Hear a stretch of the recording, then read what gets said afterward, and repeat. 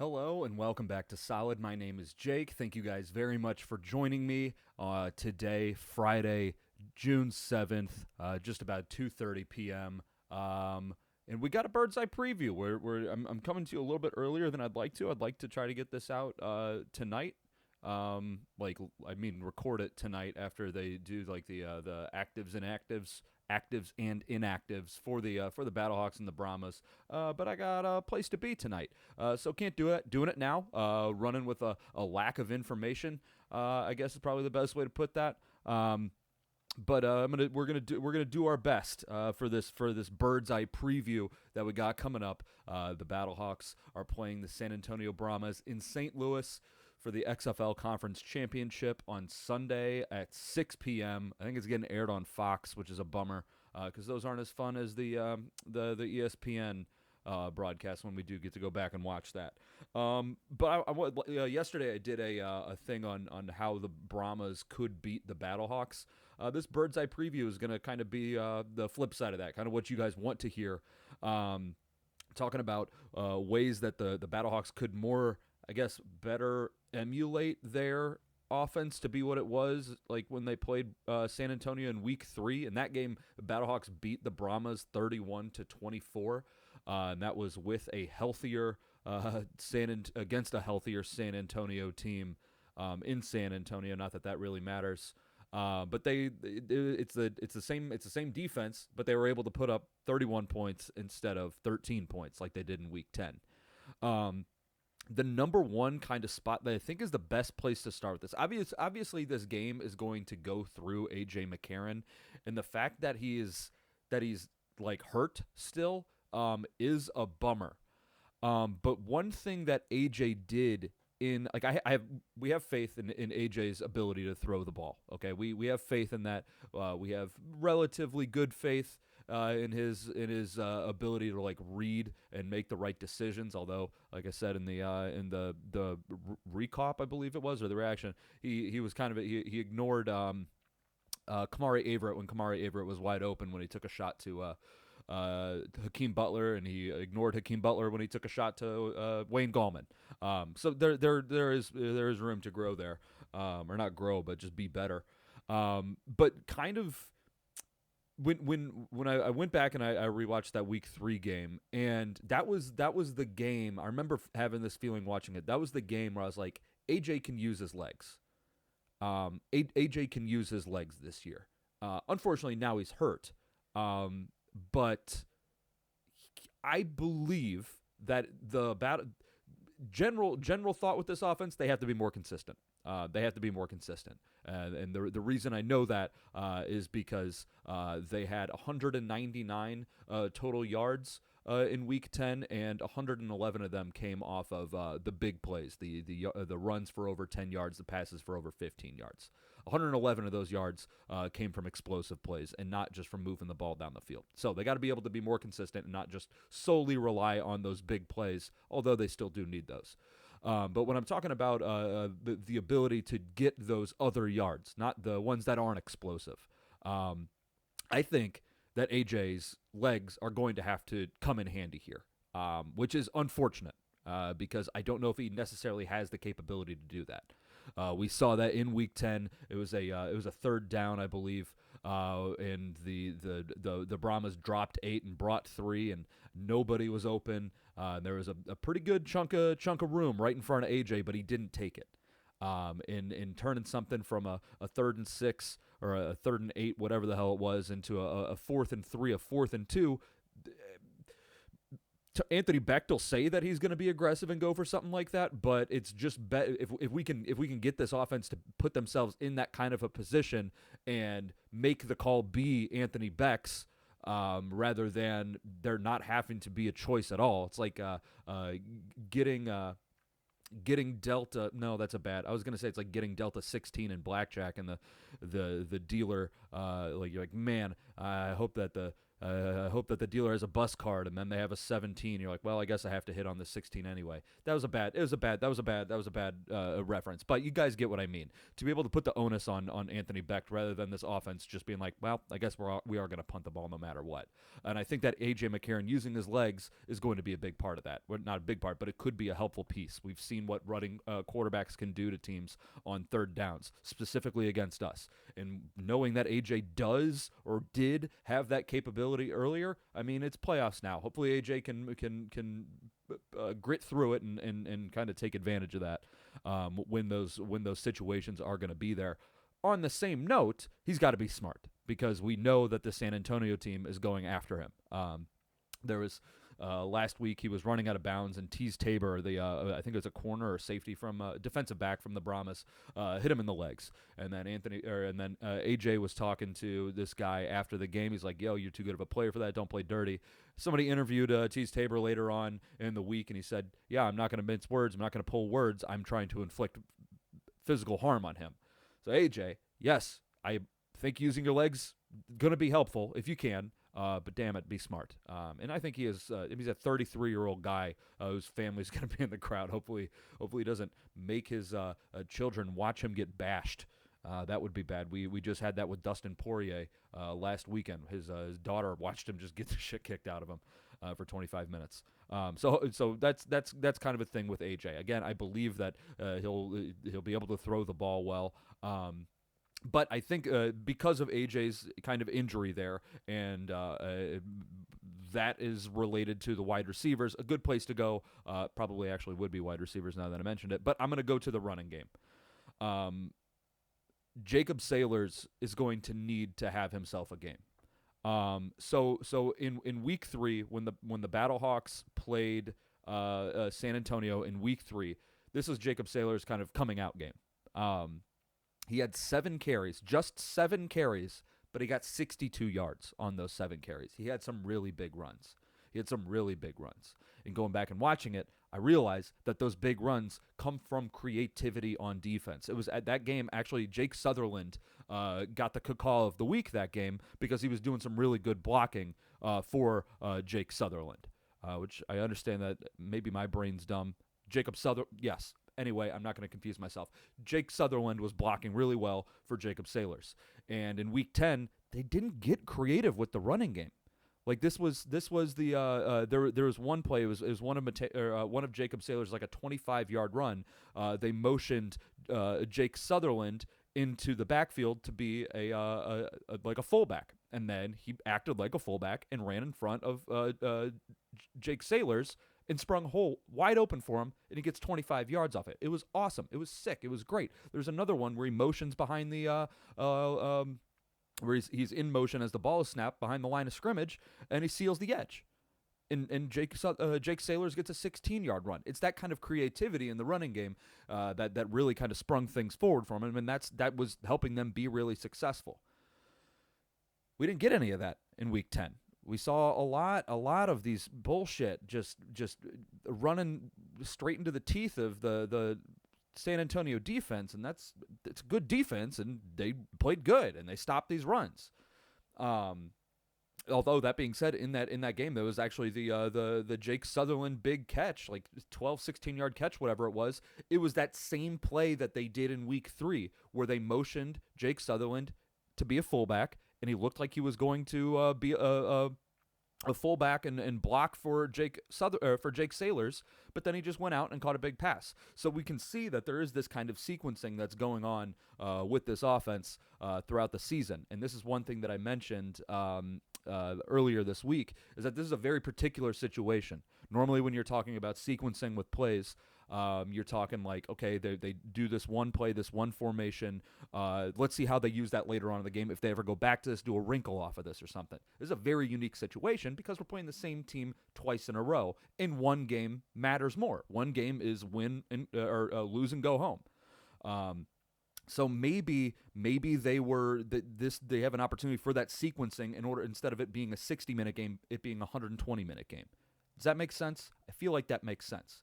So that's what I'm saying is like they had the formation with Jake Sutherland in the backfield. I think that they're going to go back to that. I think that they're going to go back to that. They need to be more creative with their play calling. And play and run design. Don't just do these stupid, like they had on their second drive of the game where they ran to the left 3 plays in a row. No. Let's get weird with it. Be creative, please. Be creative. So that's one thing. The using a tight end against a good defensive line. Get numbers. Use your tight ends to block for you. Just use your tight ends in general. Honestly, blocking, catching, fuck it. I don't care. Just get them involved in the game because it's a underutilized tool in this offense. Although I will say I did see several times during this game that they were in 12 personnel being 1 running back, 2 tight ends on the field. Kind of just looks like a heavy package. Maybe that is them sequencing stuff up for and being able, setting themselves up to do different wrinkles this week. So if they don't do it, we know exactly who to blame, and that's Bruce Gradkowski and Anthony Becht, because they've set themselves up for a bit of offensive success here. And another thing on doing the wrinkles and stuff like that, I mentioned that Ja'Cour Pearson was in the backfield a couple times in that first drive. Use that. That's great. Use that. That'll be awesome, because if you get Ja'Cour Pearson, a linebacker is going to be that guy that's supposed to cover him. Use Ja'Cour Pearson's. We've seen slower guys outrun Mike Rose, and Mike Rose is pretty quick. We've seen slower guys outrun Willie Harvey, and Willie Harvey's pretty quick. Use your fastest guy. Use your 4.2 guy who's speedy that they're not going to be able to see moving around behind the offensive line because he's just a wee lad. Use him, get him open, and get him in space. This just really the entire thing is with this passing game is get people in space. Please make it look easy. You don't have to bash your head on a wall. Let's see. The other thing as far as the offense goes, I talked about be creative with the runs, the tight ends, build on the offense, protect AJ. Okay. The other thing is actually going to be some of the play calling. The conservative bullshit, we're done with that. We got to be done with the conservative stuff. We've got to be done with the conservative stuff. At the end of, I think it was, it was the 2-minute warning in the fourth quarter in week 3. The Battlehawks, it was right before the 2-minute warning. They threw a pass incomplete, and then there was 2 minutes and 1 second left on the clock. Or maybe somebody ran out of bounds. Whatever it was second down with 2 minutes and 1 second left on the clock, and the Battlehawks ran it. That's dumb, because it's going to be a timeout after that anyway. If you're running in that situation, you're trying to bleed time, and there was no time to bleed because it was just going to be a timeout. That's kind of conservative stuff. That is, you got to be able to take your shots. If you get guys in one-on-ones, you got to be able to take advantage of the one-on-ones. I mean, it's really not a difficult thing to not be conservative. And that's the thing about this team being, if you're conservative against this team, they're going to punish you. The San Antonio team, they're clutch, man. They're clutch. We saw what their defense did in the second half the end of the game in week 10. They shut this offense down. Well, they did the entire game. They shut the offense down, and then they also just started moving down the field. They're clutch on both sides of the field there. So if you do end up being conservative, you're gonna give the ball back to them, and they're gonna be able to move the ball. Man, it's not a complicated algorithm that we're working with here. You just got to punish them, man. You just got to punish them. Don't do dumb things. Don't do stuff where you're like, ugh. This game should be the anti-ugh game. Like, ugh, I don't want to ugh. Don't ugh. I don't want to say that. I don't want there to be potentially 40,000 people in the stands all going ugh at the same time, because then it's going to sound really weird and it's going to smell bad because it's a really throaty noise that people are making, and it's ugh. I don't want to do that. I don't want to. No ughs. Let's just play offense. If you're doing something right, take what they're giving you because it's a good defense. Don't try to force things, and then we're gonna be set. We're gonna be moving. We're gonna be good. As far as wide receivers go, I would very much approve and appreciate Stephen Mitchell not having 4 targets. I would appreciate that. That would be a cool thing. Split those targets up between Hakeem Butler, Ja'Cour Pearson, and Jake Sutherland and Kamari Averett. One more for each of those guys. Hell, throw it to Jacob Sailors. Like let's not the Stephen Mitchell experiment has been it. I fell for it. I fell for it, and I said I liked him. And then nothing came of that. Actually, bad things did come of that. But let's divvy the ball out to the playmakers a little bit more. Let's make sure that we get Hakeem Butler into the game. Let's use him in this offense much earlier, so that way we don't get into a situation where it's a play and we're like, okay, this ball's just going to Hakeem Butler, and we overlook an open Kamari Averett. We don't want to be in that situation. We don't want to be in a situation where we have to force Hakeem Butler a ball just to keep him in the game and keep his mind in the game. Get him the ball early. Get Ja'Cour Pearson the ball early. Get these guys going and start the game quick. And don't waste drives doing 3 inside runs. Don't do that. That's such a dumb thing to do.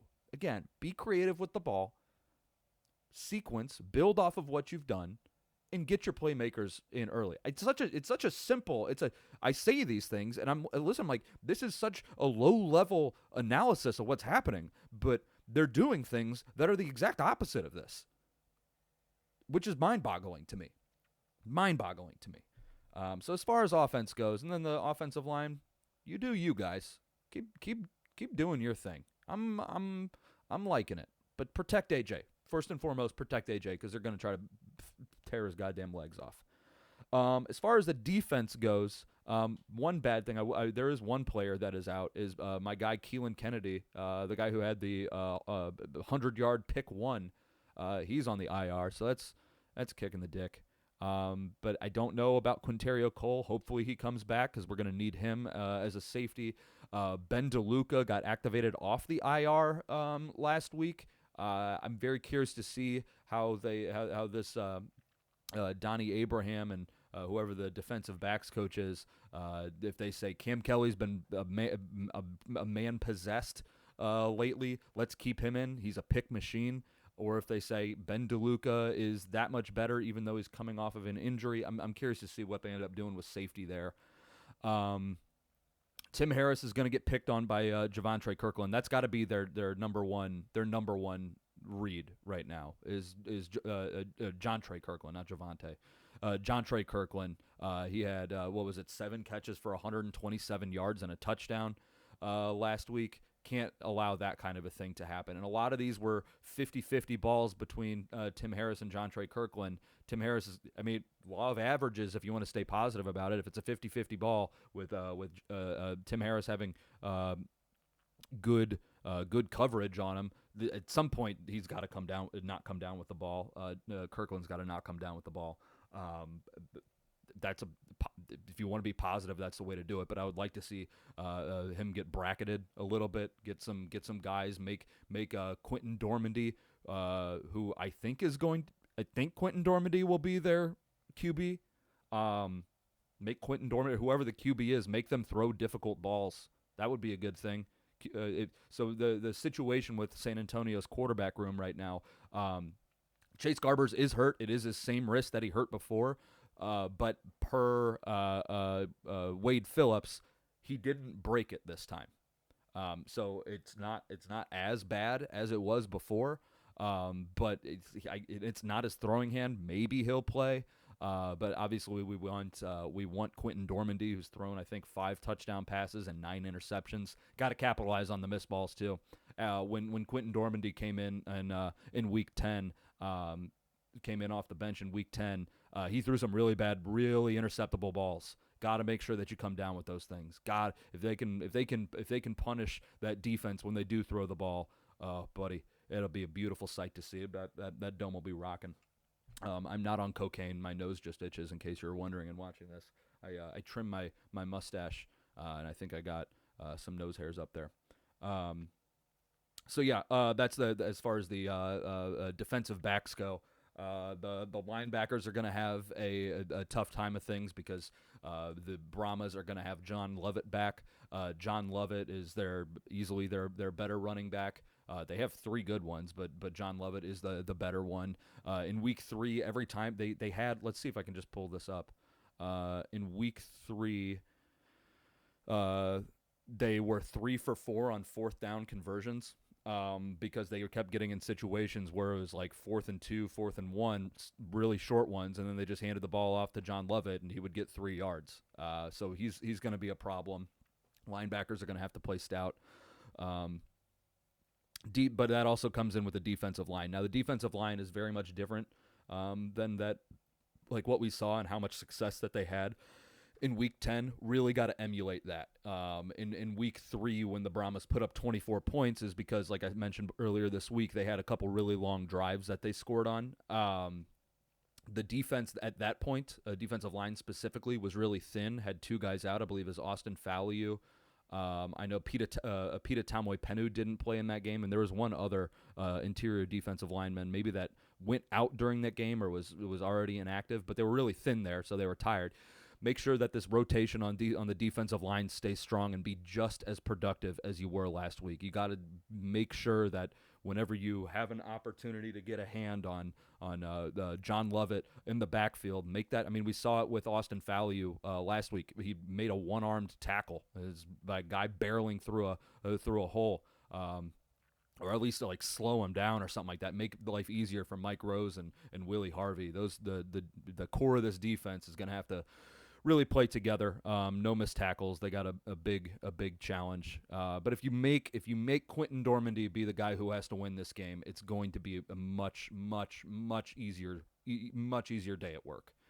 I think that's. Oh yeah, and then no dumb penalties. There's a couple drives in week 3 where they had dumb penalties on 3rd downs. One specifically on one of their long drives. They hit Chase Garber's out of bounds, like fucking dumbass. Like, why are you doing that? It was a third and like 16. Chase Garber's runs for 14 yards and goes out of bounds. Like, you won the rep. You won the play. They're going to have to kick it now. What do you – and then they hit him out of bounds. They get a first down and end up scoring on that. It's like, what are you so – why you don't do stupid? Don't do stupid. Be smart. Be brains. Don't be not brains. Be smart. Be smart guy. But, yeah, I think that's it for the this Bird's Eye preview. As far as a prediction goes – I'm giving San Antonio a lot of credit. I'm giving them a lot of credit because they are a good team with a good defense that did just shut down this offense, potentially an offense that, man, I can't decide whether or not this offense actually gave a shit about that game or the team gave a shit because, yes, they put in A.J. McCarron the entire game, but the more and more I'm looking at it, it's like they couldn't have had that stale of an offense without holding some things back. It's very confusing. But I'm gonna give this offense the benefit of the doubt because 13 points, I believe, is the lowest points that they've scored this entire season. So that was so unlike them. It was so unlike them. They've got it's very challenging. But I think they are going to put up more points. Okay, that's definitely. I think that whoever wins this game is going to win it with 24 points. And it's just. I gave you the numbers before. I gave you the 64% of the time a team plays to have a 3-game sweep. If a team is playing for a 3-game sweep, 64% of the time they win that game, and then it's 73% of the time they win that game if it's at home. So we have history to back us up. It would be a very better way to say this. There's a very good chance that the Battlehawks don't lose this game based off of what we've seen historically. And then somehow Anthony Becht and Bruce Gradkowski are 3-0 against stupid Wade Phillips. And they're 3-0 against the San Antonio Brahmas. They don't lose to this team. It's like, why? But this team's, but the Brahmas are good. But they can't beat the Battlehawks who can be really bad. And it's my mind is racked. That being said, I'm going Battlehawks 24, San Antonio Brahmas 22. And your Battlehawks make it to the UFL championship game. That's what's going to happen. I believe the Battlehawks are 3-point favorites right now, so I will be betting on the Brahmas. But I think the Battlehawks win this by 2. It's gonna be close. Hope it's not near as ugly. Hopefully this is a fun game. But that Brahmas team has a lot of weapons, man. They got a lot of weapons. They got a healthy running back coming back. They might have 2 healthy running backs coming back with Anthony McFarland, who will be another guy that they have to pay attention to coming out of the backfield. But if it's Quentin Dormady, he's fucked. I don't think I'm not a Quentin Dormady believer. I'm a believer in A.J. McCarron. I think that this Battlehawks team set themselves up to do some fireworks on offense. Just start it quick. We've seen you start it quick. We've seen you not start it quick. Life is significantly better when you do start quick. So that's where I'm at.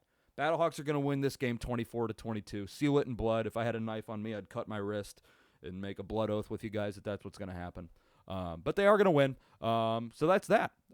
Thank you guys very much for hanging out with me for what has this been? What did I call this? XFL Championship Week, coming to you every single day with the show. Not gonna do one tomorrow because there is gonna be football on, and it's also my wife's birthday. So I actually should probably say this: it's my wife's birthday, and also there's football on. Make sure I get that. Say that the right way. Yeah, I did. Okay, good. So yeah, I'm not going to be with you tomorrow.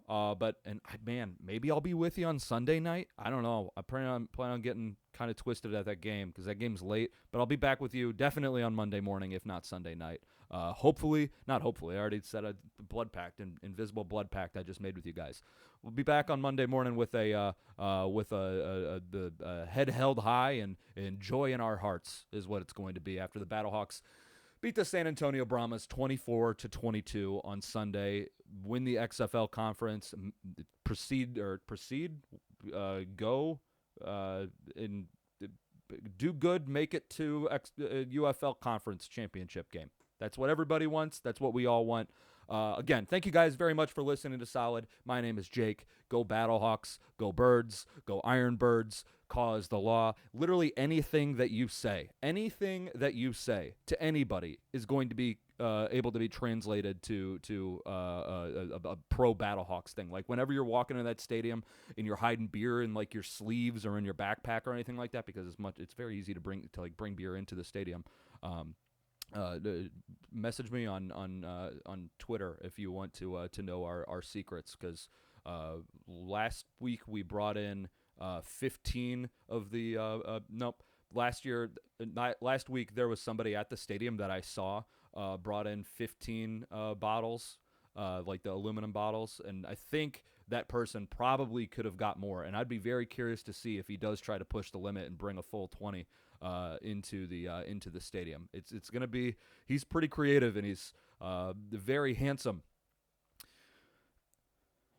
But anyway, what was I saying? If you're doing that and maybe you get caught like at the metal detector, which you won't, and you're like, shoot, I was trying to bring beer in, the person at the gate will probably be like, oh, this guy's a Battlehawks fan, I'm gonna let him in.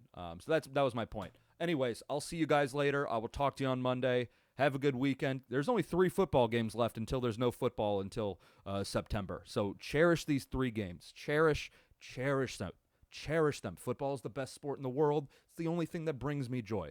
It is the only thing that brings me joy. And I hope that I kind of let you guys feel that I love this sport. There's only 3 games left. Cherish every minute of it. 3 hours of football until there's no more, until the fall. I will talk to you guys on Monday, and we'll be happy.